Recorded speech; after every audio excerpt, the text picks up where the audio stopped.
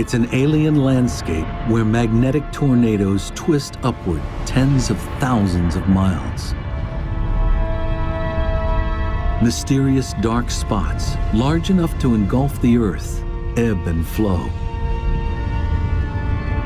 And violent eruptions shoot tons of charged particles into space at speeds of over 2 million miles per hour.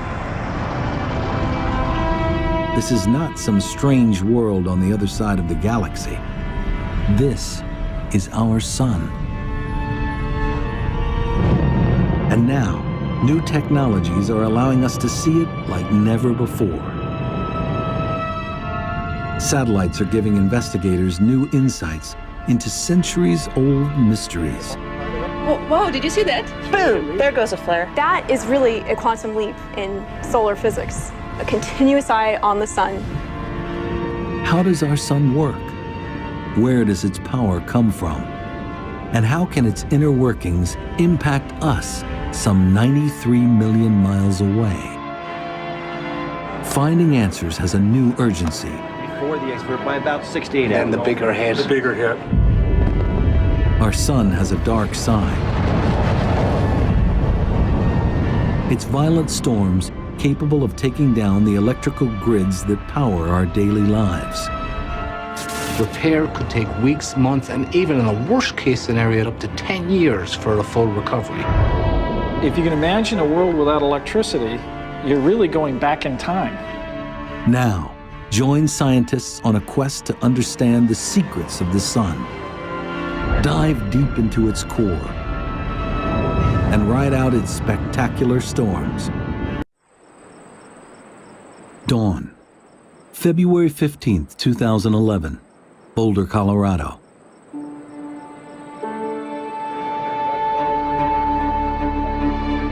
The team at the National Space Weather Prediction Center begins its day as it usually does,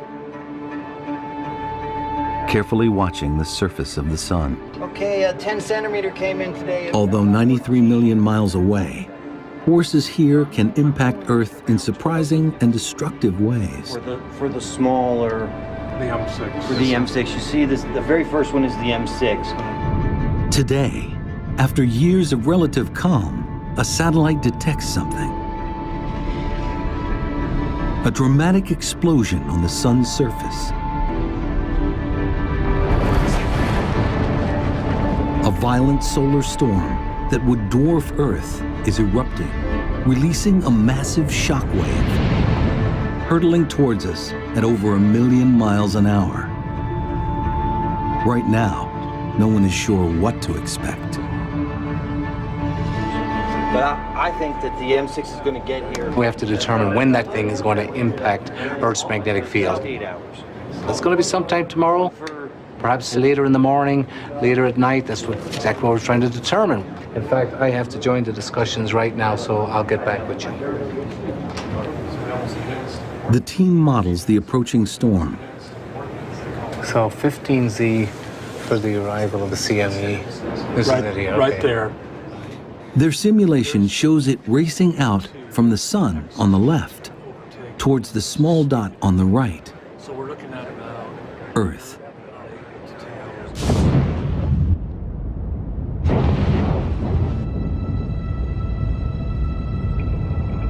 The solar storm carries a 1-2 punch.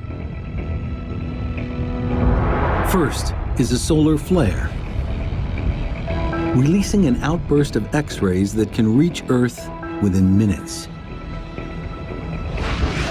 The second, more ominous threat arrives a few days later, a phenomenon called a coronal mass ejection, or CME. It's a wave of billions of tons of electrically charged particles, seen here in this repeating image as it ripples away from the eye of the storm. Together, they could hit like a cosmic tsunami.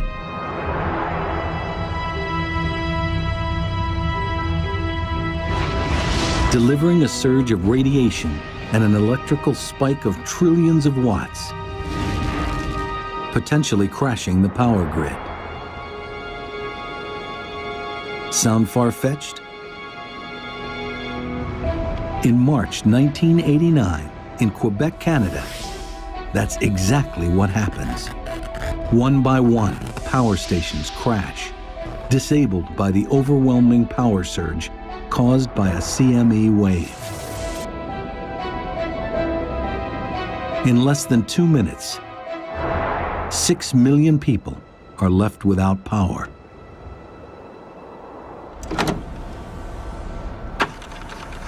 Recently, NASA's Jim Green finds evidence that an even bigger solar storm hit Earth in 1859. And what we found was the granddaddy of geomagnetic storms, and that was just 150 years ago. If we had a geomagnetic storm of that intensity today, the National Academy suggested that the impact on critical infrastructure could be catastrophic. And the big concern is the electric power grid. The massive electrical surge from a CME wave could overload power lines and melt transformers, blacking out entire cities. Repair could take weeks, months, and even in a worst-case scenario, the National Academy suggested up to 10 years for a full recovery. If that occurred, if you can imagine a world without electricity, you're really going back in time. It's not just the power grid that's at risk. More and more, we rely on technology that could be affected by the sun. Global positioning satellites, long-distance communications, airplane tracking, astronauts in space. Roger, how does it look? So there's an urgency in understanding what it is that the sun is doing, what's it going to do next, and how can we prepare for that and respond to it. Worried or not worried? Well, I would be just a little bit worried, given concern right now. We'll be watching and monitoring it very closely here in the coming days.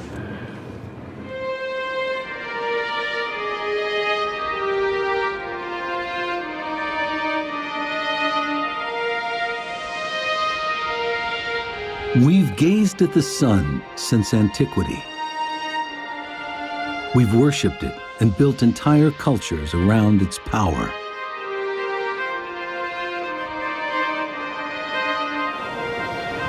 We marvel when it's eclipsed during the day. And when its power lights up the night sky with dancing curtains of light, the aurora.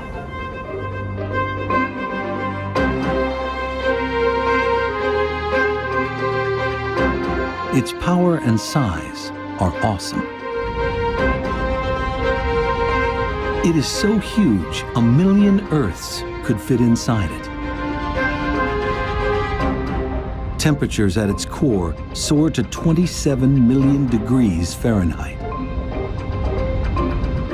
It's been shining for over 4 billion years, and will do so for at least 4 billion more. Yet for something that has such an overwhelming influence on our lives, the sun is mysterious. How does the energy generated in its core reach us as sunlight? What processes are at work inside the sun? How do these powerful inner workings generate explosive solar storms? These are some of the mysteries scientists must understand to protect us from the sun's darker side. The sun can really surprise us. The sun is elusive, crazy, Complicated. crazy, Incredibly dynamic. crazy. With explosive potential. The key to that explosive behavior lies deep beneath the sun's blinding surface.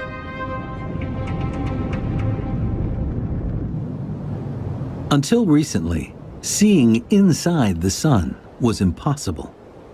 Understanding its internal processes, a pipe dream.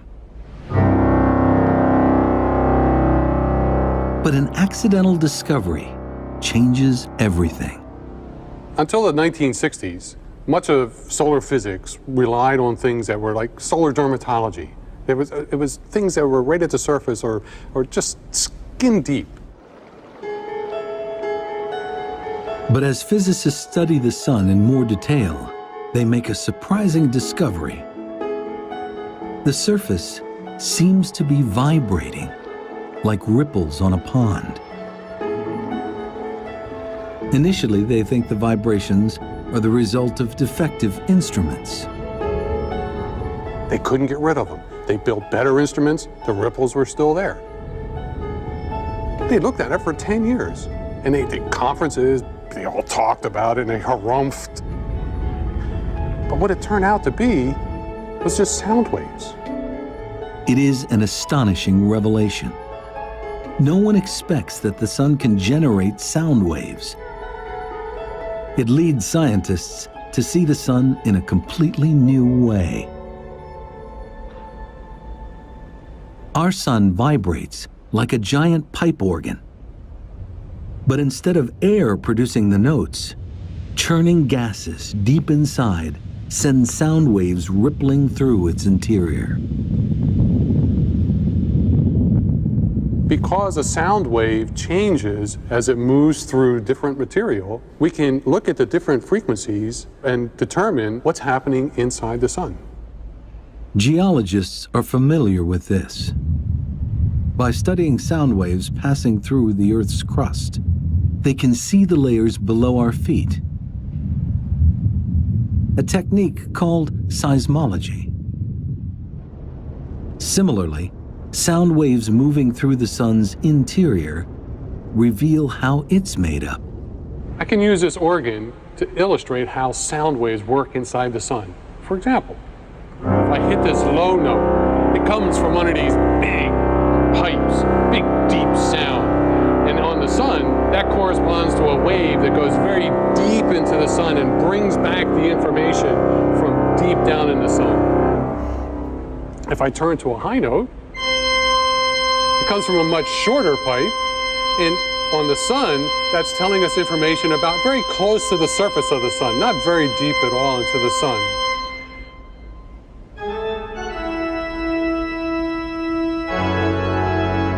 There are 10 million different frequencies resonating in the sun. Deciphering them leads to a seismic shift in understanding its structure, creating a new science, helioseismology.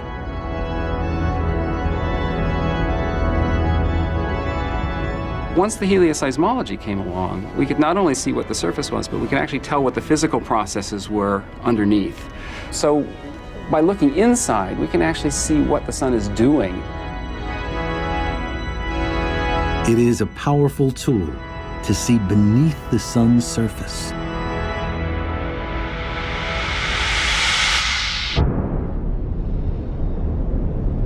Studying the sun's sound waves reveals a complex, multi-layered machine.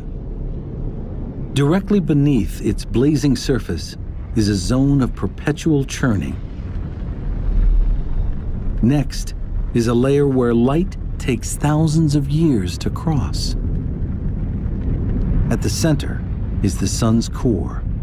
It's the smallest region, but it's over 25 times the diameter of Earth. This is the powerhouse of our star. Everything we experience on Earth, sunlight, heat, and the effects of solar storms, starts here.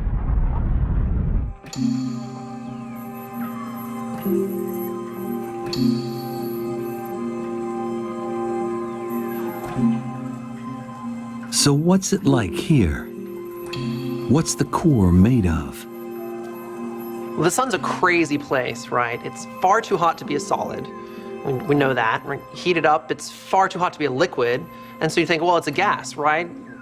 Well, not really. It is this gaseous soup of charged particles that we call plasma. You're more familiar with this soup than you might think. There are plenty of examples. Fluorescent light bulbs, flames, neon lights, perhaps fancy TVs that I can't afford, but these are all plasma. Plasma is sort of all around you. But plasma is radically hotter at the sun's core. The closest thing on Earth is lightning.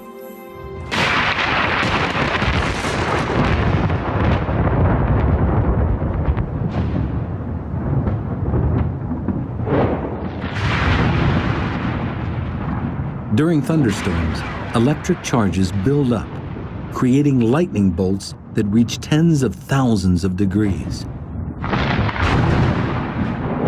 That's pretty hot, but it's nowhere near as hot as in the core of the sun. So if you were to travel into the core of the sun, the plasma would be 15 million degrees.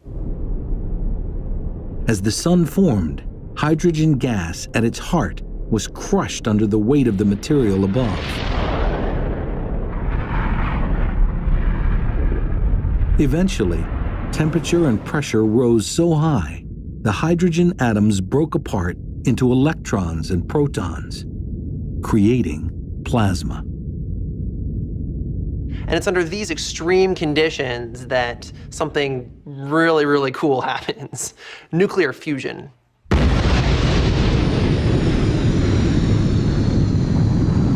It's the same atomic process inside the hydrogen bomb. Under tremendous pressure, protons in the plasma fuse together, releasing photons, minuscule packets of heat and light. An unimaginable number of photons are made every second, generating the sun's incredible power, some of which reaches us as sunlight. This atomic alchemy converts over 4 million tons of mass into energy every second in an endless loop. That much mass into energy is the equivalent of 10 billion hydrogen bombs being created every second. The sun does this day in, day out. It's been doing it for 4 billion years, and it's going to continue to do so long after I'm gone.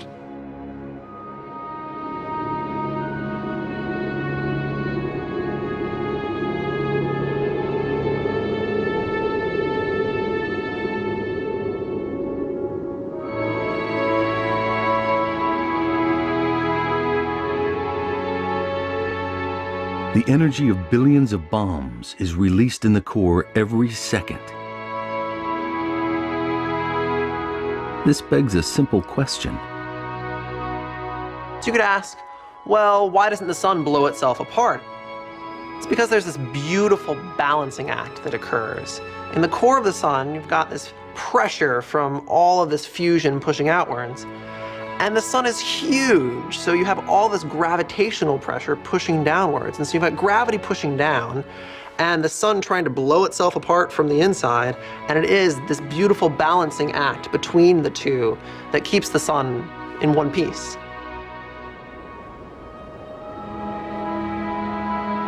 This light, born at the core, reaches us after a remarkable journey.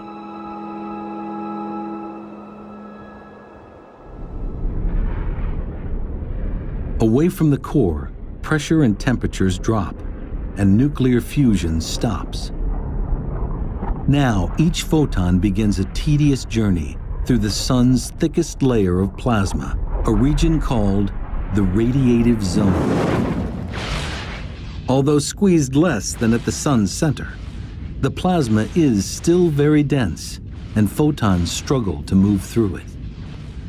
Each packet of energy is continuously absorbed, then spit out by the plasma particles. In that particular part, there's no energy being generated, but the energy is transmitted by the radiation. So that's why we call it the radiative zone, not too surprisingly. The photons slowly bounce through the plasma here, ricocheting in a zigzag path called the random walk. So imagine that you're in a crowded room and you're trying to make your way through and you greet other people. And each person you greet, you have to say hello to, and then you move off in another direction. So it takes you a long time to get from one place in the room to another because you're just kind of meandering your way around the room. So the same way the photons in the inside of the sun, they don't have a preferred direction. All they want to do is they want to be moving and they want to be greeting other particles.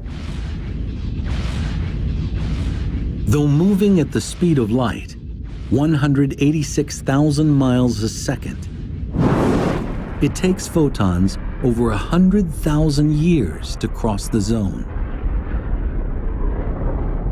Eventually, the photons reach a boundary where pressures drop again, the plasma thins, and moving through it gets easier.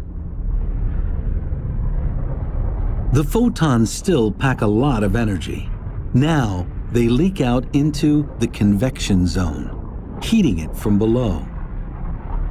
The thinner plasma in this zone makes the photons move in a different way. So instead of bouncing, all of a sudden there's an ordered motion. So it's as if all of a sudden someone said, lunch, and all the particles decided, oh, we all have to go this direction. You still have to wait in line to get out, so it takes a month to get from the bottom of the convection zone to the surface, but it's a relatively short period. During this short period, heat from the photons sends plasma here into perpetual motion, a maelstrom of churning 125,000 miles thick. Think of it like a massive lava lamp.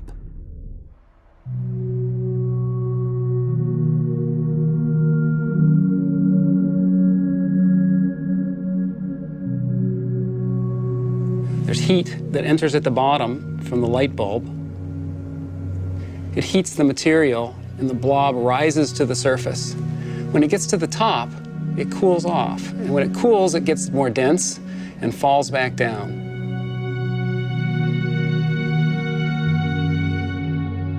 This is a good analogy for what's happening inside the sun. We have the core of the sun heating the material at the bottom of the convection zone. The material expands, and it carries the energy upward until it gets to the surface.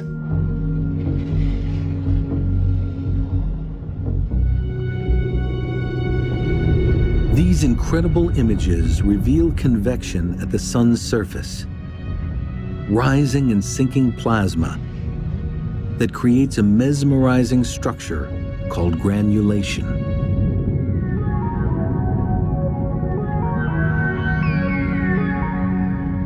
The granulation cells are about the size of the state of Texas. They only last for about 12 minutes, so there's an incredible amount of energy. It's a very dynamic, very chaotic place.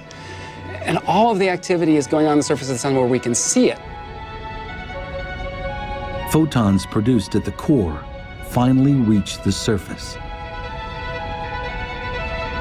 They emerge as a weakened form of solar energy.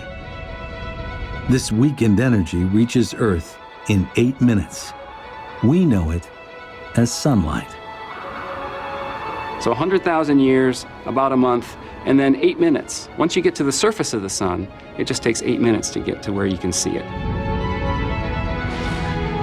Unimpeded, the trip from the core to the surface would take the photons a matter of seconds. In reality, the sunlight that shines on us today may have been created during the last ice age.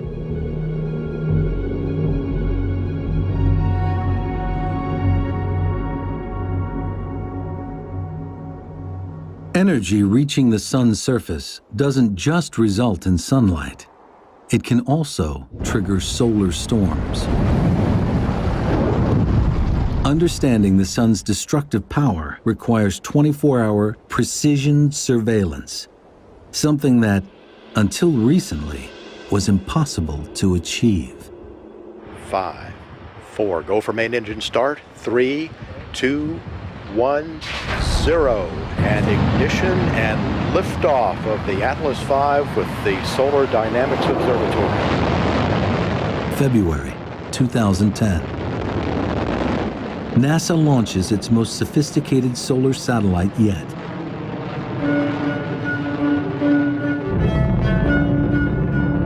The Solar Dynamics Observatory, or SDO for short.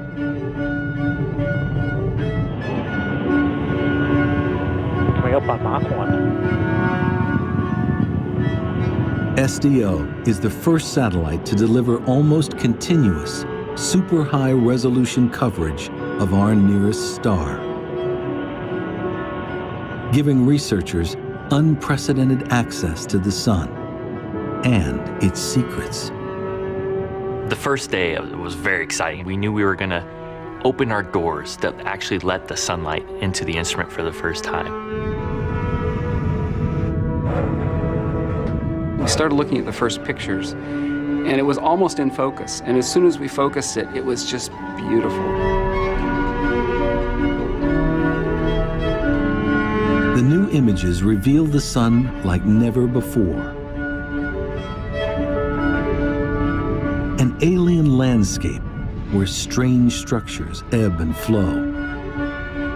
Giant tornadoes, hundreds of thousands of miles high, that could easily engulf the Earth.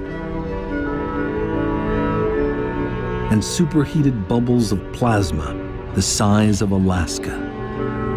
When I look at the pictures, I think they're really beautiful. I'm struck by the dynamics of it. Things are changing all the time, no matter where you look. And I'm also pretty daunted by the complexity of it all. That's not surprising. Previous satellites only revealed a portion of the sun in high resolution. Now, they see it in mind-boggling detail. Now, in order to look at the Solar Dynamics Observatory images that we're bringing in every day, we've built this very special wall, which is 9 high-definition television screens together that can display these images, so that the instrument and the display system together are an entirely new way of looking at the sun. We can see all the details of what is going on, and that is really a quantum leap in solar physics. Being able to see all of that all the time, a continuous eye on the sun.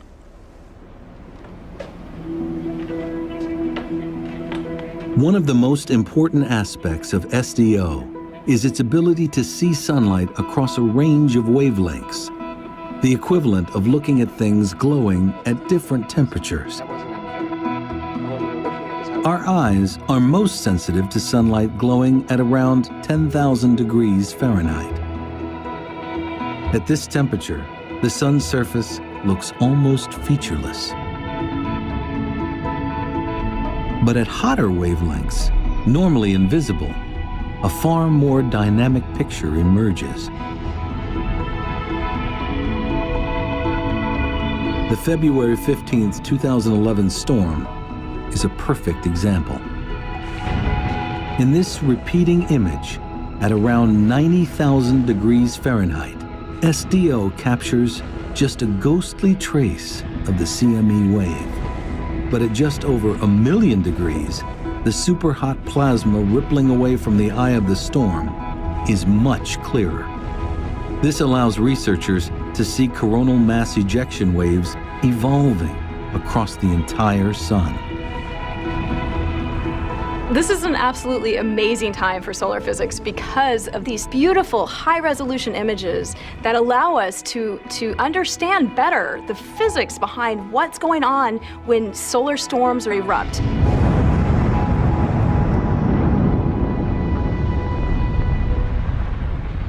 It was that one last photo. Look at this one. Back at the National Space Weather Prediction Center, That's the M1 here. Bill Murtaugh tracks the storm's CME wave. It carries 1 billion tons of plasma and is now only about 20 hours from Earth. We're bringing it in mid to late on the 17th into the 18th. What they see is alarming. Well, there's actually 3 CMEs that we're looking at. So we bumped up some numbers for late tomorrow. Yeah. It's not a single CME wave, but 1, 2, 3 of them. We won't call it the perfect storm yet or anything, but conditions are lining up for some significant space weather. Their models show trajectory and speed, but the big unknown for Murtaugh is how powerful the waves will be when they hit.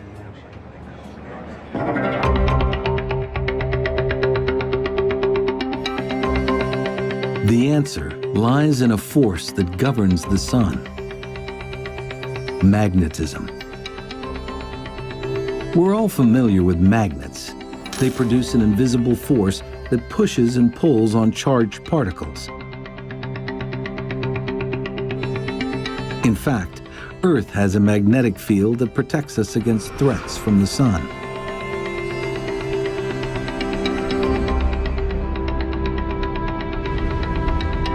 But we are less familiar with the sun's magnetic power, which researchers believe plays a major role in driving solar storms. We've essentially learned that it takes 2 things to make a star magnetic. It needs to have these convective motions right underneath the surface, the bubbling of the gas. it needs to spin, and the faster it spins, the more active it becomes. And wherever those two things, the bubbling and the spinning, can interact, that's where we see the strongest magnetic activity in stars. Astronomers know that the surface of the sun spins in a strange way. Travel from the poles of the sun towards its equator, and you'd notice it turns faster. Analyzing sound waves inside the sun reveals that the plasma layers beneath the surface also spin at different speeds.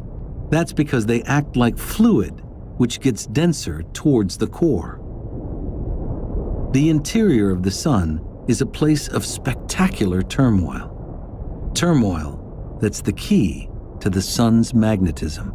The motions there, the convection, the differential rotation, the motion from equator to pole, are driving a new force. They're driving a magnetic field. There's a dynamo at work here. A dynamo that's generating a force that we actually experience here on the Earth. It works like a giant wind turbine. Churning plasma in the convection zone stirs up powerful electrical currents, which generate a huge magnetic field. Have upflows here and downflows coming down this way, right? The holy grail for scientists is understanding exactly how this dynamo generates solar storms. The clue lies deep within the convection zone.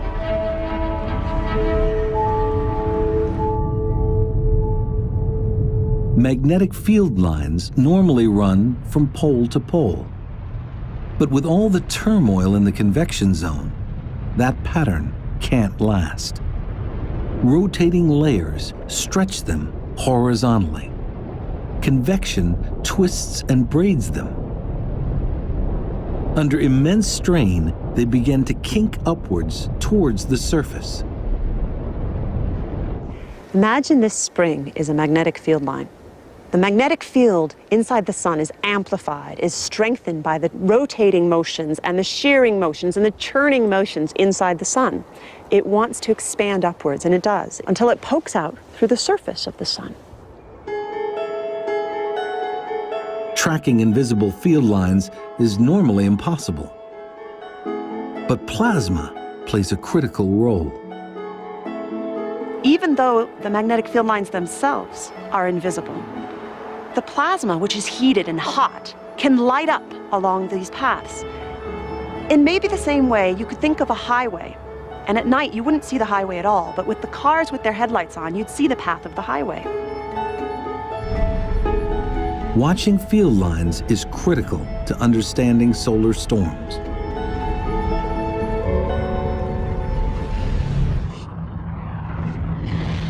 As field lines emerge, they form loops. One end has a positive pole and the other a negative pole.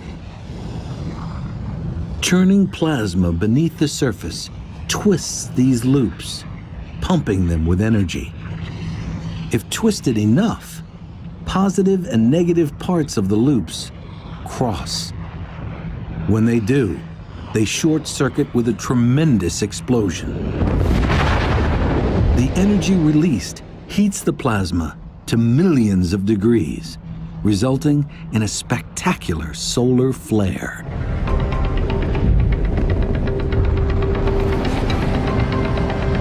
It's the final dramatic stage of a very long journey. Photons formed in the core make their way to the surface. Some pass directly into space as sunlight. But in the process, that surging energy disturbs the convection zone, generating a magnetic field. The field lines wind up to the point that it explodes in a solar flare. Now, SDO provides a complete and unprecedented picture as these events evolve. This is beautiful because the hot gas outlines the magnetic field lines that we would otherwise not be able to see. And here you can see even a twisting structure as some of the mass drains back down to the surface, and a lot of it escapes in the eruption. This is the essence of space weather, or solar storms. This explains how flares form, but it's not the end of the story.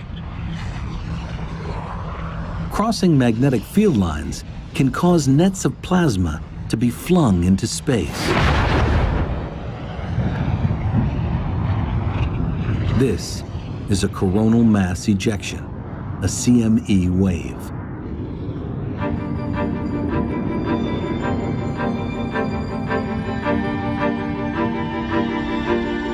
The portrait of how solar flares and CME waves form is coming into focus. But a key question remains. CME waves can travel 93 million miles to Earth in a matter of hours. So what gives them such explosive energy?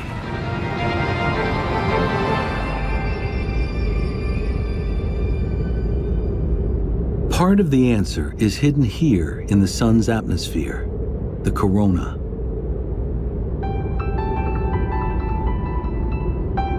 It's made of superhot plasma that blisters at over 3 million degrees Fahrenheit. 300 times hotter than the sun's surface. Some scientists suspect that this heat powers massive gusts of energy that blast CME waves toward Earth at incredible speeds.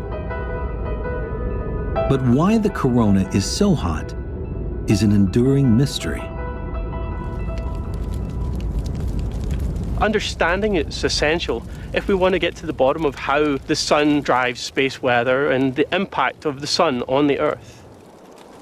The fact that the corona is so much hotter than the surface flies in the face of physics. The sun's corona is a very odd place. Take this fire, for example. As I put my hands close, sure, it's warm, but as I pull them away, it gets cold. That's not the case on the sun at all. As you go in close, it's definitely warm, but as I pull away, it actually is warmer still. Recently, Japanese investigators observe high-velocity jets of plasma shooting up from the near surface. McIntosh suspects these jets deliver heat to the corona, but he doesn't have a way to confirm it visually until he turns to SDO for help. Lo and behold, we actually managed to join the dots and see, yeah, these objects that we could see moving out of the lower atmosphere at high speeds, kind of like these licks of flame, really were reaching a couple of million degrees. It was really a tumultuous moment. We kind of looked at each other and said, wow, what have we just done? They've shown that the plasma jets accelerating upwards from near the sun's surface generate tremendous heat. As a result, temperatures in the corona soar to 3.5 million degrees. If confirmed, it represents a huge leap forward in understanding CME behavior. The immense heat of the corona acts like a wind in a raging gale. It's constantly pushing on the plasma draped on the field lines, billowing them out like sails pulling on a mast. Like solar flares, when magnetic lines cross, there can be an immense explosion. In this case, the lines are cut and the sail whips off into space. Loaded with 1 billion tons of highly charged plasma, the CME wave can wreak havoc on electricity-dependent Earth. At the National Center for Atmospheric Research, this violent event is captured by satellites. Now, to see the CME, we need to create a little artificial eclipse. To do that, we block out the light from the disk of the sun, and that's this little circle here. But what that allows us to do is to see this extremely faint, high-speed thing shooting away from the sun. This one moves at about 1,000 kilometers per second. By enhancing the picture and slowing it down, it's possible to see the shock wave moving at over 2 million miles per hour. Though we have a better understanding of what causes solar storms and how they reach us, there is still a final pressing problem. Trying to predict when solar storms are going to occur on the sun really requires a lot of detective work. Basically, we're looking for clues and observations to tell us when potential storms might occur. The best clue comes from these. Sunspots. Dark patches which can linger on the sun's surface for weeks at a time. A sunspot is a massive region, several times the size of the Earth, which appears on the sun as a dark spot. It's dark because it's relatively cool compared to its surroundings. And it's cool because the magnetic fields are so strong that they're suppressing the flow of heat from below. The strong magnetic fields which create sunspots are the breeding ground for solar storms. The challenge is trying to decipher a pattern for when and how many will appear. As we watch sunspots over a period of many years, we see something very interesting. The number of sunspots at any given time will wax and wane over a period of about 11 years. And since we now know that sunspots are associated with strong magnetic fields, this tells us that the sun's magnetic fields are likewise going through a cycle. The constant churning and twisting inside the sun creates a powerful dynamo, the biggest electrical generator in the solar system. The magnetic field lines it produces get so wound up that roughly every 11 years, the magnetic poles of the sun reverse. After that, calmer magnetic activity prevails and fewer sunspots form, a period called solar minimum. But because of the sun's turbulent nature, the field gradually winds up again. As it does, magnetic outbursts are far more common, a period called solar maximum. The solar cycle actually determines the personality of the sun. During solar maximum, it can get very angry and it can throw off solar storms that are sometimes directed at the Earth. And during solar minimum, it becomes much more subdued. There aren't as many sunspots, there aren't as many solar storms occurring. The activity cycle basically determines how the sun is going to act. Prior to the solar storm of February 15th, 2011, things were pretty quiet on the sun. But that outburst marks an ominous turning point. The sun's magnetic activity is winding up again as it heads towards solar max. Just a few days ago, Bill Murtaugh and the team at the Space Weather Prediction Center witnessed the turn. Arrival of the X2 and the M6, if it comes in with any geoeffectiveness, between 12 and 1800. So that's what we're seeing. It's now time to let the world know what it might expect. Nothing higher than In the next couple of minutes here, we're going to have to make a decision and make the prediction that this coronal mass ejection is going to arrive at whatever time tomorrow, and the geomagnetic storm will ensue, of course, once it arrives. With the event we had... Murtaugh knows that the severity of the storm depends mainly on two things: how strong the CME's magnetic field is, and at what angle it hits Earth's own magnetic field. CME waves approach Earth like a slowly rotating shield. One end is positively charged, the other negative. With magnetism, opposites attract, and like poles repel. If the wave's positive pole lines up with the Earth's positive pole, most of the power of the storm will be repulsed. But if opposite poles line up, the plasma the waves are carrying will hit with full force. Did you say it came in at 115? 114. Murtaugh makes his final assessment only hours before impact. It could be larger, more complicated, typically, than just your single coronal mass I ejection. think we nailed the forecast. Okay. I'd like to think so. According to the observations, the CME wave will be repelled.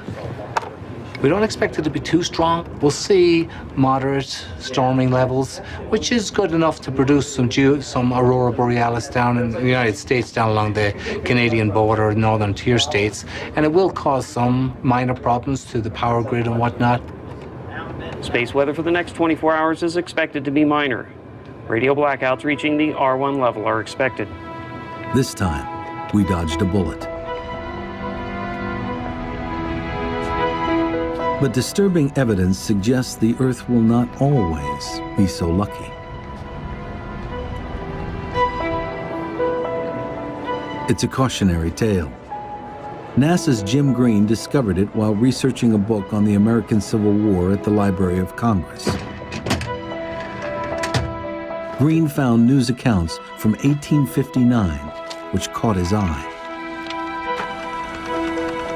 I would run across articles about aurora, fabulous aurora, and this really piqued my interest because it's in my field. It seemed as though the armies of heaven were engaged in terrific, though noiseless, conflict. This terrific aspect soon subsided into a more beautiful and brilliant appearance, a few of which I can only refer to. The reports tell of auroras so bright, miners in Colorado wake up and go to work thinking it is dawn. Other accounts tell of a more harmful impact on the lone electrical system of the day, the telegraph. One, for instance, because of the induced current on their system, overheated the battery and started a fire, nearly burnt down the telegraph office. Another operator was burnt so badly he ended up into the hospital. Green uncovers numerous reports of auroras seen not only across the United States, but around the world. The evidence is clear. Earth was struck by a superstorm in 1859, the result of two massive CME waves. Those two storms were not only enormous, but they happened one right after the other. No one alive has seen anything like it. On the day before the waves hit, a British astronomer observes a giant sunspot group light up with two massive flares. The second CME wave hit 18 hours later, allowing Green to calculate its speed, 5 million miles an hour, plowing into Earth at almost 4 times the speed of the February 15, 2011 CME waves. Using the various reports, Green is able to reconstruct the 1859 storm. The accounts suggest that the poles of the CME waves were aligned, and instead of being repulsed, the waves hit with full power. The charged particles funnel down into the atmosphere, electrifying it like a giant neon sign, producing dazzling aurora displays. The storm is so intense, Earth's magnetic field all but collapses.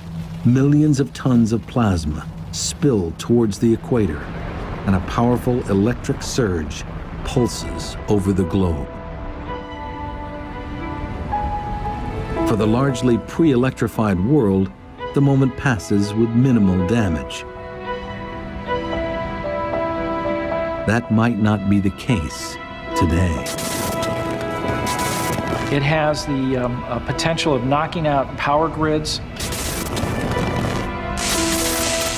And if it burns out transformers that are hard to replace, we may be without electricity in many areas for a very long period of time. There's only a few places that make these 125 kilovolt transformers. It takes several months to make them. And if you burn out half of them, we're going to be shooting squirrels and chopping wood out the backyard for a long period of time just to survive.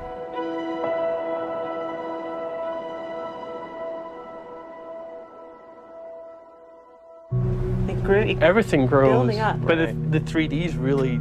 Today's solar scientists believe it's not if, but when the next big one will strike. With the next solar maximum due in 2013, it begs an all-important question. Can we predict when the next solar storm will hit? No. Maybe. No. Maybe. No. Maybe. And the reason why is we've learned so much about the sun. We're getting better at it, but we have a long way to go. And the more we look at some of these historic events, the more we get a deeper appreciation for what we need to know. Today, we see the sun better than ever before. We're beginning to understand it from the inside out.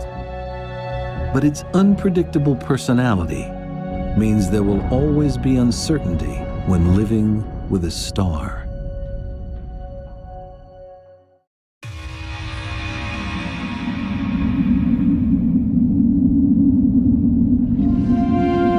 The sun, our nearest star. In the fall of 2003, it unleashed an eruption of energy equal to 200 billion hydrogen bombs, blasting a tidal wave of superheated charged particles at speeds of up to 6 million miles an hour. It was one of the largest solar storms ever recorded.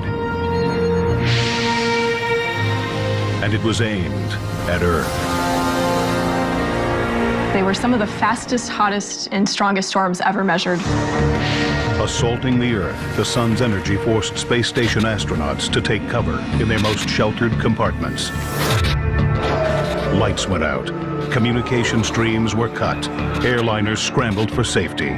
This really was a hurricane of space storms. Though no major damage was done, these storms were a stark reminder that we live at the constant mercy of the sun.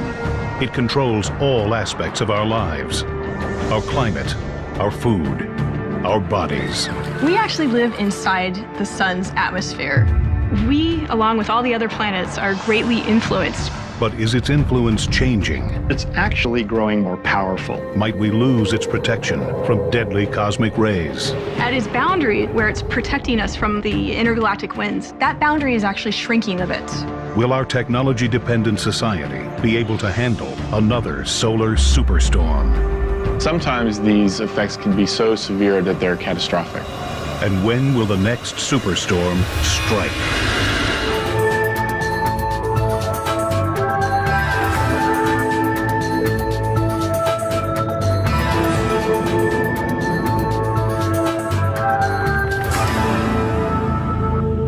Three, two, one, go for drop. Pegasus is away on the IBEX mission. All Pegasus. Fall 2008. Stage 1 ignition. NASA launches IBEX, the Interstellar Boundary Explorer. Part of its mission is to study the effects the sun has on the furthest reaches of our solar system. IBEX joins the long list of human attempts to explain our star's impact on our solar system, our planet, and our lives. The sun. The sun provides all of our light and heat. If it weren't for the sun, we wouldn't be alive. We people are very interested in what goes around us. We like to understand our neighborhood. The sun in the universe is our street, our neighborhood. The sun. We are actually affected by its moods. In fact, it's like the parent, and all the planets are the children that are affected by its moods. We need to know how it's going to evolve and how the changes that are always happening in the sun affect us here on Earth. The sun. If we want to understand the universe and the stars that make up the universe, then it's important to study the one that's closest to us. We've learned more about the sun in the past 40 or 50 years than in all of recorded history. This golden age of exploration was kicked off by a unique mission that gave us close-up images of our sun from above our atmosphere. Skylab, we're reading you loud and clear over the Vanguard for 8 minutes. In 1973, Skylab became the first manned space station. It sent back images of the sun, clearer than anything taken from Earth. The Skylab mission was one of the very first laboratories that was dedicated just for the research and study of the sun. In some ways, it's kind of the grandfather of the current missions today. Right now, a fleet of about 20 space probes scan and study the sun in ways we never imagined, even 30 years ago. By studying the sun from the vantage of space, we can see it in a whole new light, using different light wavelengths, including X-ray and extreme ultraviolet. We can peel back its layers and begin to understand how and why the sun acts the way it does. The different wavelengths mean different temperatures, and different structures are more visible in different wavelengths than in others. Our robotic space probes never stop watching the sun. With their help, scientists are working out the big questions about our star, and we already know a lot. The sun is one of over 200 billion stars in our Milky Way galaxy, but it is our closest at 93 million miles away from Earth, almost the same distance as 4,000 trips around the globe. And despite that distance, its light only takes 8 minutes to reach Earth. It is only 4.5 billion years into its nearly 10 to 11 billion year lifespan. And though technically a medium-sized star called a dwarf, it is enormous, 900,000 miles across, and if hollowed out, 1.3 million Earth-sized planets could fit inside. The sun accounts for 99.8% of the mass in the solar system, and it weighs 300,000 times more than the Earth. It is made up almost entirely of a superheated form of electrified and magnetized gas called plasma. The sun packs enough gravitational pull to keep the planets from spinning off into space. And as Copernicus first suggested, it rules the center of our solar system with a gravitational iron fist. Copernicus's model, in which he placed the sun in the middle of the solar system with all the planets going around it, instead of everything going around the Earth, was a giant paradigm shift. It meant that the sun is the most important thing in the solar system. It meant that we really should understand the sun. Our sun, like all other stars in the universe, is made from the dust of stars that lived and died over billions of years, going all the way back to the Big Bang. So our sun and our solar system is really the debris from many generations of stars. The sun we see every day is the solar system's source of power. Deep in the center of our star, its core is superheated to 27 million degrees Fahrenheit and is the engine that drives it all. Inside the sun's core, the process of fusion is occurring, and that fusion process is giving off light and particles. Every second the sun shines, it releases the same amount of energy as 1 million H-bombs. The sun's light is made of particles called photons, born in the core, then propelled by convection currents through the radiative and convective zones of the sun. Eventually, they reach the volatile outer layers of our nearest star. The sun's outer parts consist of 3 regions. There's the photosphere, or surface of the sun, and it's not really a hard surface like that of the Earth. The sun is gaseous throughout, and the temperature of the photosphere is around 10,000 degrees Fahrenheit. Above the thin layer of the photosphere is another thin layer called the chromosphere, and the chromosphere is slightly hotter than the photosphere, which is counterintuitive because you would think that as you go away from the source of all the energy and heat, the core, that temperature would drop. But in fact, the temperature rises from the photosphere to the chromosphere, and it gets even hotter as you rise to the third layer of the atmosphere called the corona. And then beyond the chromosphere is a large, tenuous, extended region, the corona, which is millions of degrees.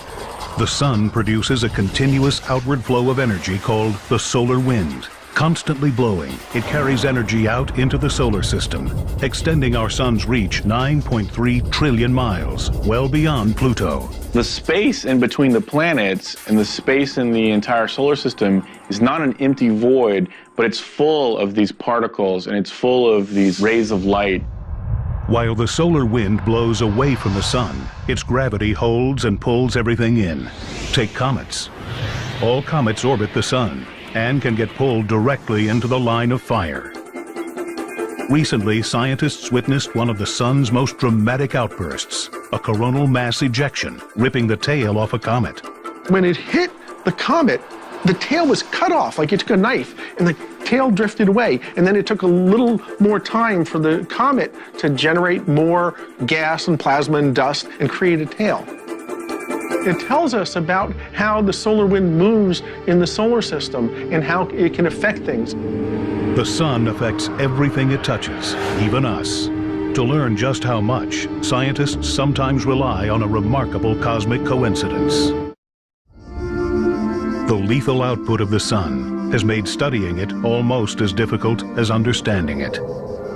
But scientists can get a good look at our nearest star thanks to a cosmic coincidence: a total eclipse of the sun.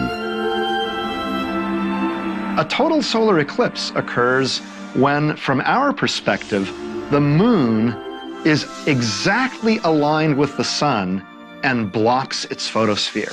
It's a glorious sight. The solar eclipse is the most wonderful thing to see. It grows really dark by factors of thousands within seconds. And as it does become so dark, you can look up in the sky, you see the dark shadow coming from one direction, sweeping at you. It's really coming at thousands of miles an hour. So it's very impressive to see. Humankind has marveled at the mysteries of the eclipse for millennia. Scientists have used it as an opportunity to see the sun's outer atmosphere, the enigmatic corona. One of the hottest regions of the sun, energy from the corona radiates out to the edge of the solar system. The entire solar system actually sits in this outer corona of the sun. So this atmosphere of the sun is bathing all the planets. The engineers who built the Solar and Heliospheric Observatory, or SOHO, installed an artificial eclipse into the space probe. Called a coronagraph, it does the same thing as a natural eclipse, blocking out the blinding rays of the sun, so scientists can try and answer an old question. How does the solar corona get so hot? After all, the everyday surface of the sun, the photosphere, is only around 10,000 or a little more Fahrenheit. And the corona, on the other hand, is millions of degrees hot. If you go away from a stove, you know it gets cooler, but if you go away from the everyday surface of the sun, it gets hotter. And how is that? It all starts at the sun's core, where every second, nearly 700 million tons of the universe's most common element, hydrogen, are converted into helium through nuclear fusion, giving off the energy that becomes photons, otherwise known as light. The sun's core is really hot, several tens of millions of degrees. And there the temperatures are so high that protons, hydrogen nuclei, can come together, grab each other, fuse eventually into helium, and in this way release energy. What happens with these photons, they go through this process, what we call a random walk, where they have to go through the layer of the sun, they get absorbed and then reabsorbed into lots of different photons at lower energy level. So this process of being absorbed and reabsorbed millions of times can take 150,000 years. Once out of the sun's interior, photons are only 8 minutes away from Earth, but they're leaving behind a world in constant motion. The solar surface boils. Energy rises constantly from below. Coils of plasma and energy, called coronal loops, spring across the sun. While dark regions known as sunspots stretch thousands of miles, and at only 7,000 degrees Fahrenheit, these sunspots are the coolest part of the sun, emitting less light than the surrounding area. If you were to pluck a sunspot away from the sun and place it in the sky, it would actually be as bright as the full moon. Sunspots appear on the surface and are easy to see. Their genesis, however, is tied to the sun's deep interior and complex rotation. The sun doesn't rotate like a solid body. Instead, it rotates more quickly near the equator than near the poles, which leads to sunspots. The equator completes one rotation in 25 days. Mid-latitudes complete one rotation in about 30 days, and near the poles, one rotation is completed in about 35 days. Called differential rotation, this process makes the sun's interior churn at different speeds, creating intense magnetism in the form of millions of magnetic field lines, which get mixed up as the sun's interior twists up like a rubber band. This builds up pressure, which makes them buoyant. So they float to the surface, and where they pop through the surface, they create sunspots. Once on the surface, the now twisted and balled up magnetic field lines block the convection of superhot plasma from rising, making sunspots appear dark. And when those sunspots start to twist around, you can imagine that you have one sunspot here and one sunspot here, and there's a magnetic field that connects the two. And that magnetic field gets twisted, and eventually the same sort of thing that happens with a rubber band, it pops. When the magnetic field pops, it releases energy. And in the case of the sun and solar flares, it releases huge amounts of energy. The magnetic field lines created by the twisting and churning of sunspots, though invisible, can be seen in the dramatic formations on the surface of the sun, in the form of flares and prominences. It is here that the sun's influence starts, as the breaking of these magnetic field lines drives massive amounts of energy from our nearest star out into the solar system. And it is these magnetic field lines that are behind most theories on why the corona is so much hotter than the surface. It's pretty clear that it has something to do with the magnetic field that heats the corona. But presumably there are waves along the magnetic field that bring energy from underneath the surface of the sun into the corona. The solar probe Hinode, which means sunrise in Japanese, was launched in 2006. Its mission to study the interaction between magnetic field lines and the corona. Recently, it captured images of one of the waves thought responsible for heating this enigmatic region, Alfvén waves. Alfvén waves are waves that occur in a plasma, in a bunch of ionized gas, threaded by a magnetic field. And indeed, it's thought that these Alfvén waves might be bringing turbulent energy from inside the sun out to the corona, where that energy heats the corona. Energetic Alfvén waves form inside the sun and travel up through the surface, making the looping magnetic field lines sway and vibrate. And so through this vibration or this oscillation, they're having friction with the magnetized plasma surrounding it in the corona. And through this friction, their heating occurs.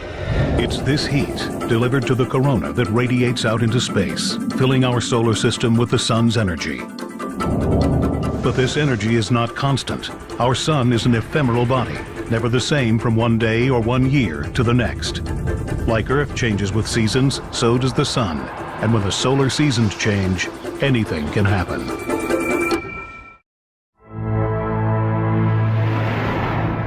Day in and day out, the sun we see appears the same. But like Earth, the sun has seasons, solar minimum and solar maximum. Two distinct personalities that can affect our technology and possibly even our weather. The transition between solar minimums is called the solar cycle, an average 11-year period in which the sun's activity maxes out, then ebbs again. The primary measure of the solar activity cycle is the number of sunspots visible on the sun. During solar minimum, the period with the fewest sunspots, solar activity is limited. When sunspots break through the surface during solar max, the sun's power reaches out. When there are lots of sunspots, there are lots of flares and coronal mass ejections. Increases in solar activity enhance the connection between sun and Earth. Energy expelled from the sun can create disturbances in the near-Earth environment. The Earth is embedded in the solar atmosphere, and so what happens on the sun affects the Earth. And that's what we call space weather. Accurate space weather forecasting is the ultimate goal, but this can be hard. The sun is turbulent, especially during solar maximum, the peak of solar storm activity. During solar maximum, the magnetic field of the corona becomes very complicated, and you have magnetic field everywhere, all around, even near the poles. You can have coronal mass ejections and flares and solar storms occurring sometimes several times a day. Solar flares, violent eruptions of energy, usually near sunspots, burst into space. Like a bolt of lightning, quick and powerful, they can happen over a matter of minutes and can give off the same amount of energy as 1 billion megatons of dynamite. Solar flares are gigantic outbursts of energy from the sun, coming from a very small localized region of the sun's surface. So they're very concentrated ejections of energy that heat the surrounding gas to 10 million degrees. Solar flare is sort of like a snapping of the whip. It really releases a lot of energy very quickly, accelerating particles almost up to the speed of light. The particles from the very most energetic solar flares can reach us in something like 15 minutes. But the solar hurricane of space weather comes from coronal mass ejections. These massive blasts carry billions of tons of superheated gas and plasma into interstellar space. So coronal mass ejection is where a huge amount of mass and energy is expelled away from the solar surface. So if you can imagine this huge amount of mass and energy traveling away from the sun at these large speeds, sometimes at over 1 million miles an hour.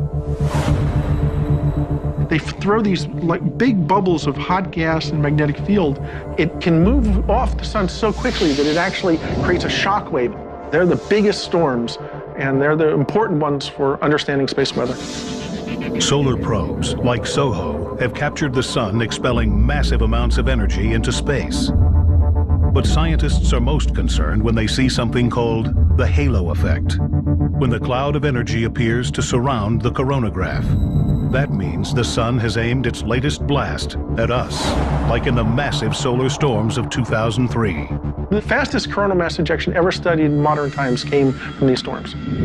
Shortly after the initial blast from the sun, SOHO was bombarded by charged solar particles, protons and electrons, overwhelming the camera and causing the image to drop out.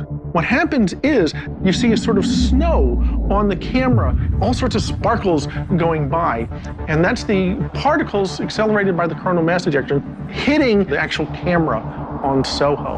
If caught off guard, solar storms can harm astronauts, exposing them to the same amount of radiation in seconds that we receive on Earth in a year. So if we're going to send astronauts back to the moon and to Mars, it becomes very important to be able to determine when these coronal mass ejections and storms are going to occur. The charged particles embedded in these coronal mass ejections are dangerous. It's a lot of radiation that would hit an astronaut. Astronauts and satellites aren't the only potential victims of solar storms. The particles blasted towards Earth can interact with our magnetic field, occasionally wreaking havoc. When this material comes smashing into the Earth's magnetic field, it causes it to ring almost like a bell. And when you have a magnetic field, and when that magnetic field moves, physics tells us it's going to create currents. And so electrical currents will be created in the outer atmosphere of the Earth. And these electrical currents can cause all sorts of disturbances. The currents create problems for satellites orbiting the Earth. They disrupt global positioning systems. They can interfere with communications equipment, causing radio blackouts and knocking out mobile phone systems. These mass ejections can send so many charged particles toward the Earth that some of them make it through the Earth's magnetic field and even reach power stations here on Earth, causing surges of electrons and power outages and short circuits and things like that. In extreme situations, solar storms cause excessive radio interference and increased levels of radiation, requiring planes flying near the poles to be rerouted.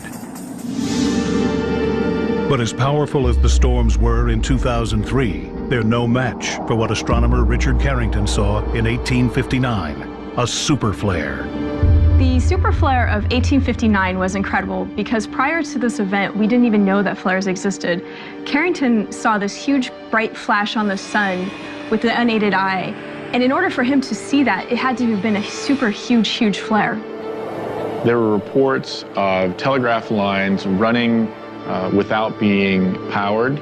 We probably won't see another one that intense in our lifetime, although it's hard to say for sure. The sun has thrown us some surprises. If a similar storm were to strike today, one recent estimate projects 130 million people would lose power, possibly for months. Most of the electrical infrastructure, the power grids around the world would be knocked out. A lot of the transformers would be overloaded. Having a large portion of the population with no power for many months could cost huge amounts of money. People have estimated that it would be upwards of $2 trillion. We won't know unless it actually happens, and the more warning we get, the more we can do to reduce the economic impact, which is one of the reasons why we're studying the sun.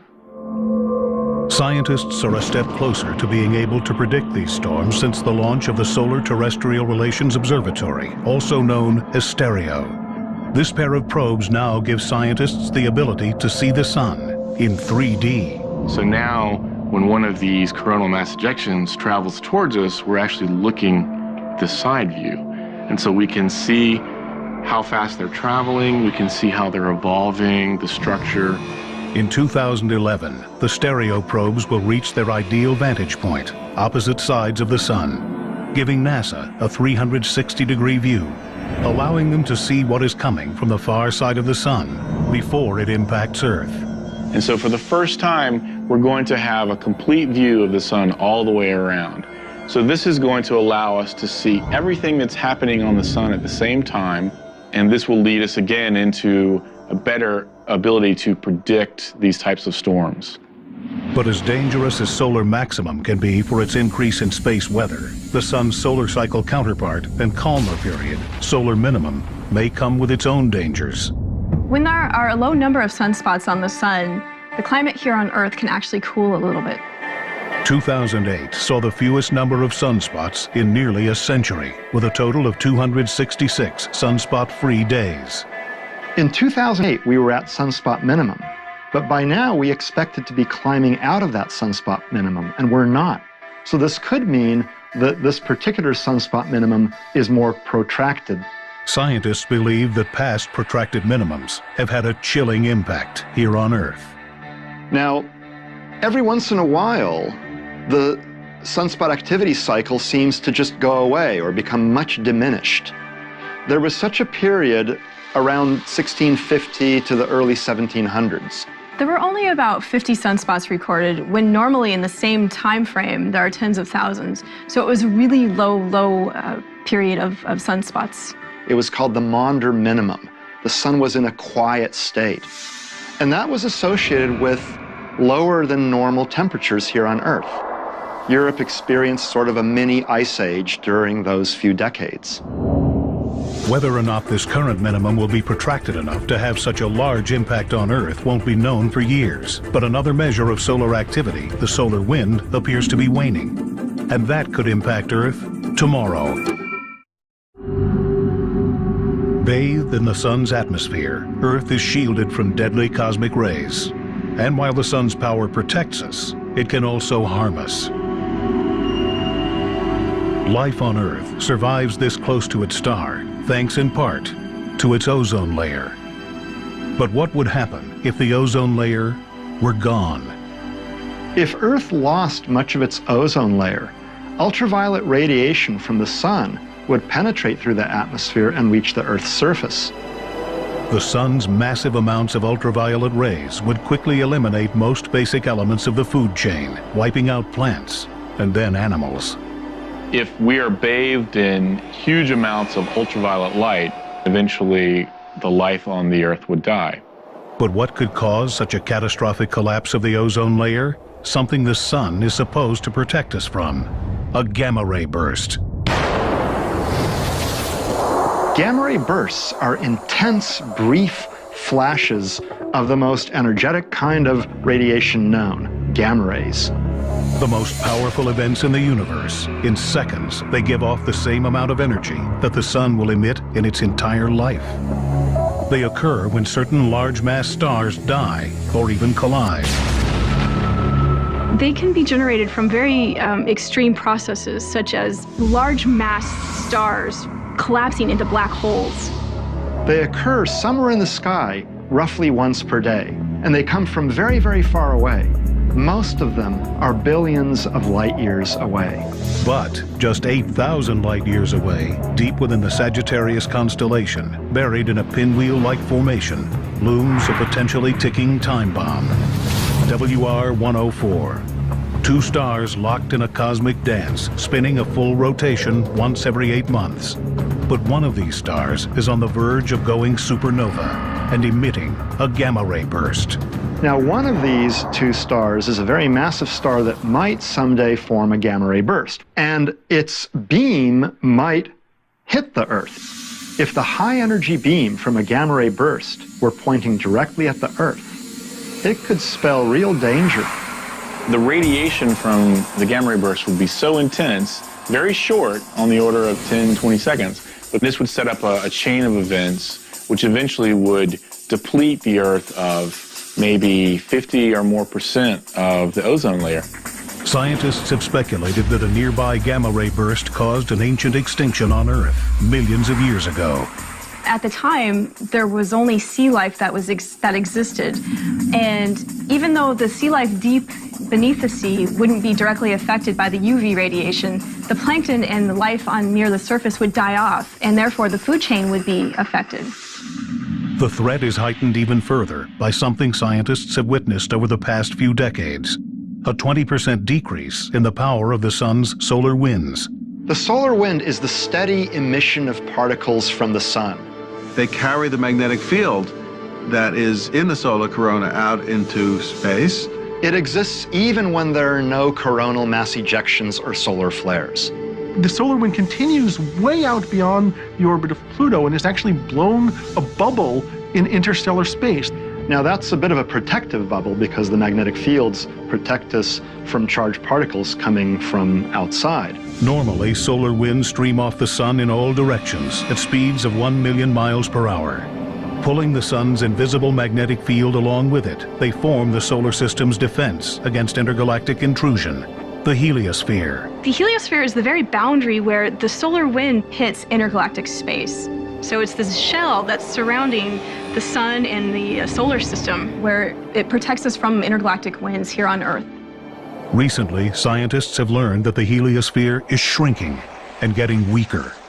The solar wind pressure has been measured to be decreasing over the last 25 years. In fact, the heliosphere, where the solar wind pressure is extending out to, has actually shrunk a bit.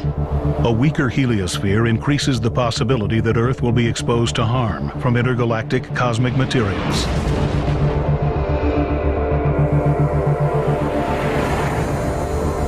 So if there's less solar wind, then the heliosphere itself is going to shrink. And that makes it easier for more cosmic rays to enter into the solar system.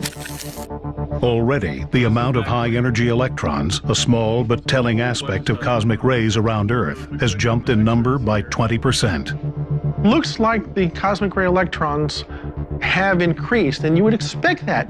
If the solar wind has decreased by 20–30% over the last 15 years, the bubble will have gotten smaller, and you expect an increase in galactic cosmic rays. The good thing for us is that we live on a planet with a thick atmosphere and a magnetic field. So we have two types of shields that protect us.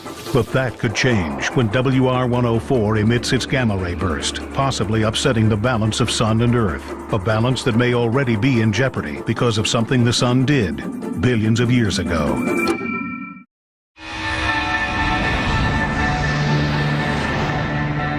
Over billions of years, the Sun and the Earth have developed the perfect balance for life to thrive.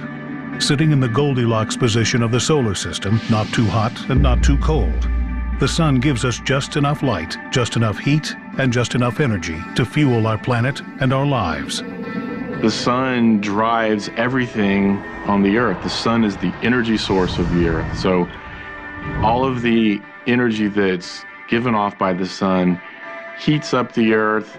This drives weather. On a larger time scale, this drives climate. So basically the sun is the energy source. It's the battery that drives the whole Earth environment. Plants harness the sun's energy through photosynthesis, creating carbohydrates. People and animals consume these carbohydrates, converting them into energy we can use. Even the fossil fuels that power our lives were created by the sun. But our increased use of fossil fuels seems to be upsetting the balance between the sun and the Earth. Since all living material gets its energy initially from the sun is the source of the fossil fuels, whether it's trees, whether it's other things that have been trapped in the rock layer and then squeezed and slowly over millions of years made into the hydrocarbons that we know them as. And we then harvest and use those from underground. The fossil fuels that we burn today unleash the sun's energy from millions of years ago, overwhelming the balance struck between our planet and its nearest star. If we burn all this, we will have changed the atmosphere unrecognizably long before we get to a point when we're actually running out of the resource itself. Already we have seen the effects of too much solar energy in the rise of global temperatures.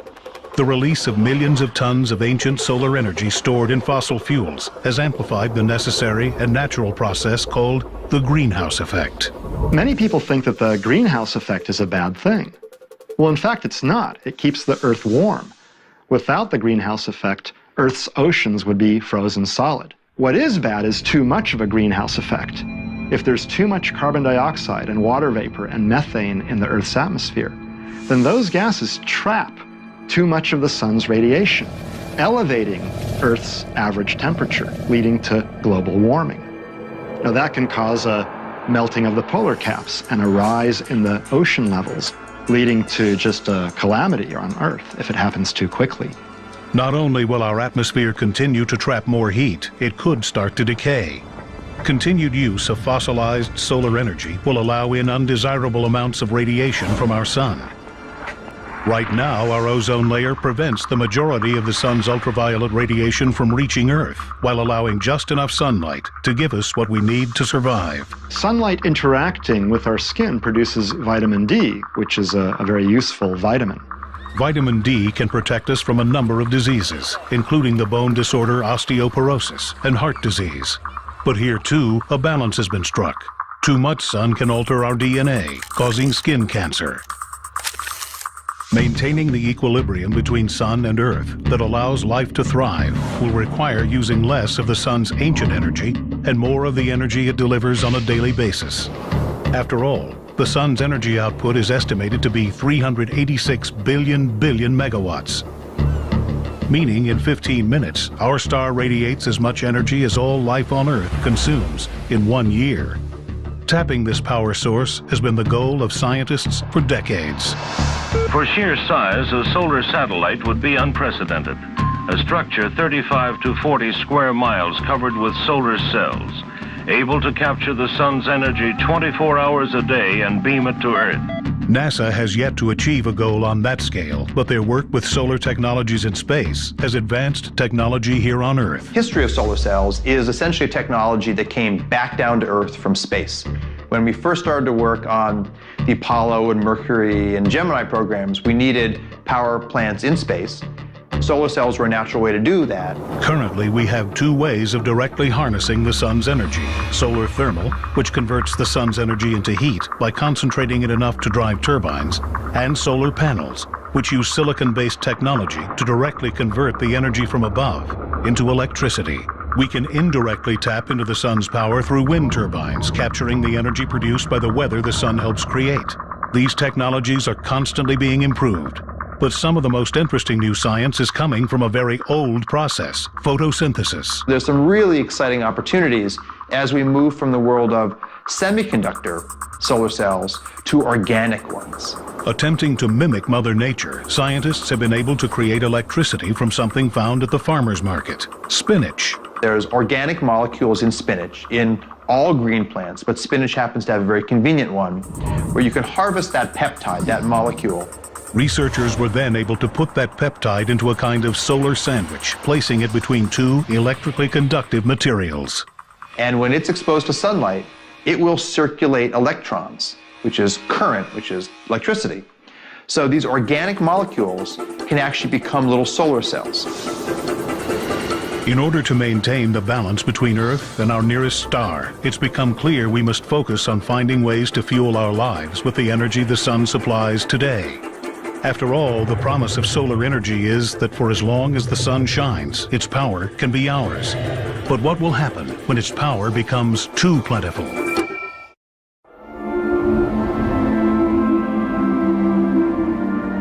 The elements that make up the sun, the earth, and even humankind all come from one place, stardust, the remains of stars that lived billions of years ago. And just as those stars died, so too will our sun. In about 5 billion years, the sun will pretty rapidly become much more powerful, much brighter, and much bigger. The sun will reach a stage where it has burned through all of its hydrogen. And once that happens, it will start to burn through all of its helium. The sun will start to expand as it reaches a stage called a red giant. As it expands, it will start to expand into much larger size and fill the inner solar system. The orbits of the planets themselves will actually expand outward as well, because it's not as massive. During that stage, some instabilities, which I call cosmic burps, will cause the sun's outer atmosphere to be gently ejected. The outer layers of the red giant will just keep drifting off at some slow rate. The hot inner layers of the sun will ionize that cloud of gas surrounding it and cause it to glow.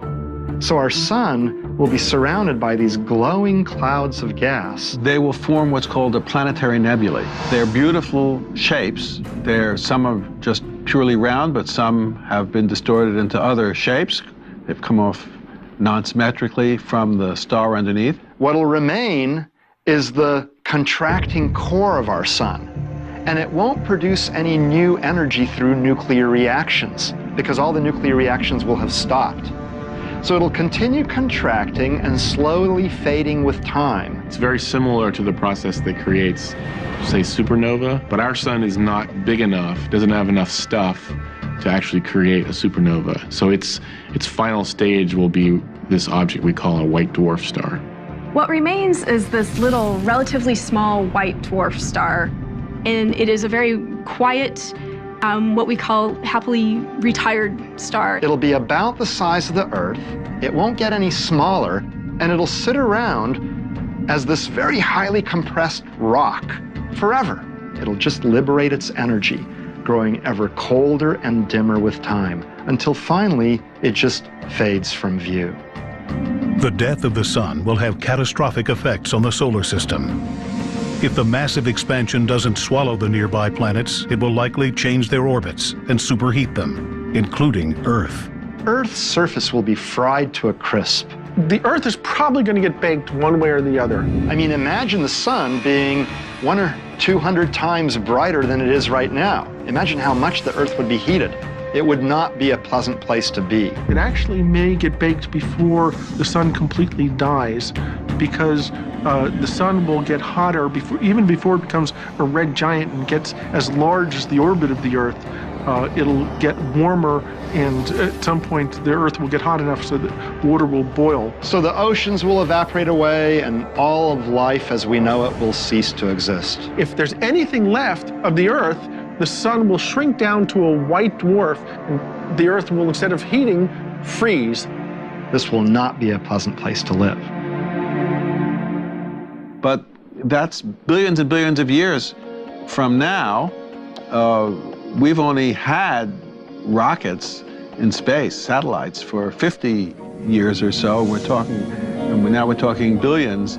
So clearly we'll be able to travel around the solar system at the very least, to go to places that will be at the temperature that the Earth is now, and we'll be able by that time to go to more distant solar systems. So I don't spend a lot of time worrying about what's going to happen to the sun in 5 billion years. The sun gave us our life, and it will eventually take it away. And though the Earth will die, it and everything on it will in some part live on. The stardust that gave Earth and all of its inhabitants life will one day become the stardust that gives rise to a new generation of planets, stars, and life. So indeed, we are stardust. The carbon in your cells, the oxygen that you breathe, the calcium in your bones, the iron in your red blood cells. All those elements were created deep inside stars through nuclear reactions. And because some of those stars explode, we eventually are able to exist. The realization that we came from the stars is one of the greatest discoveries ever in all of science.